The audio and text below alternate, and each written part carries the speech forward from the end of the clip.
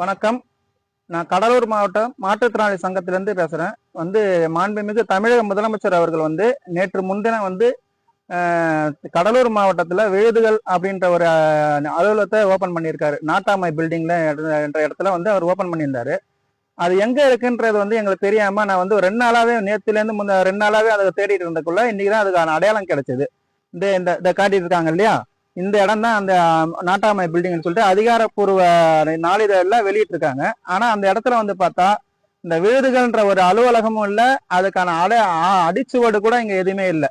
இந்த இடம் பாத்தீங்கன்னா நீங்க சுத்தி பாக்குறீங்க, குப்பை இந்த மாதிரி இந்த பாழடைஞ்ச கட்டடம் தான் இருக்கு தவிர இதை 14 கோடி ரூபாய் செலவுலன்னு சொல்லி மாண்புமிகு தமிழக முதலமைச்சர் அவர் இந்த இடத்துல விழுதுகள்னு சொல்லி ஓபன் பண்ணியிருக்காரு. மிக சிறப்பா மாற்றுத்திறனாளிகளை ஏமாத்தி எங்க முதல் முறையா இந்த பட்ஜெட்ல மாற்றுத்திறனாளிகளுக்கு இந்த 4.5 வருஷத்துல அருமையான காது குத்து விழா நடத்தியிருக்காரு. அவருக்கு எங்களுடைய அமைப்பு சார்பாகவும் என்னுடைய தனிப்பட்ட முறையிலும் நன்றி கடந்த வணக்கங்களை தெரிவித்துக் கொள்கிறேன். நன்றி.